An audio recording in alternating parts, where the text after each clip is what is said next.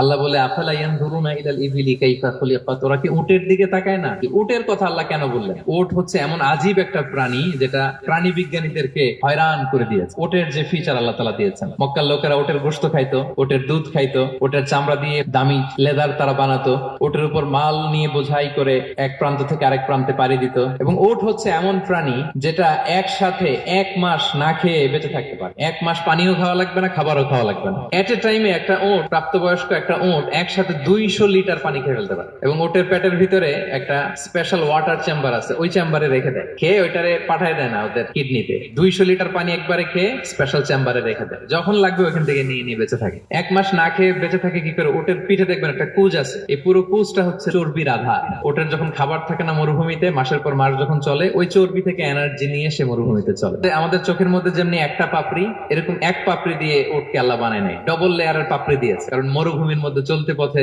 লু হাওয়া থাকবে, মরুভূমির সাইমুম, বালুর ঝড়, এই ঝড় মোকাবেলার জন্য, লু হাওয়া মোকাবেলার জন্য ডবল লেয়ারের চোখের পর্দা। একটা পর্দা ফেলে রাখে, আর একটা খুলে সে হাঁটতে থাকে, তার কিছুই হয় না। সুবহানাল্লাহ। এবং মরুভূমির মধ্যে যে ক্যাকটাস আছে, গুলমলতা, বড় বড় কাঁটা জাতীয় গাছ, যেই কাঁটা পৃথিবীর কোনো প্রাণী খেতে পারবে না, কিন্তু একটা উট অনায়াসে খেয়ে ফেলতে পারে।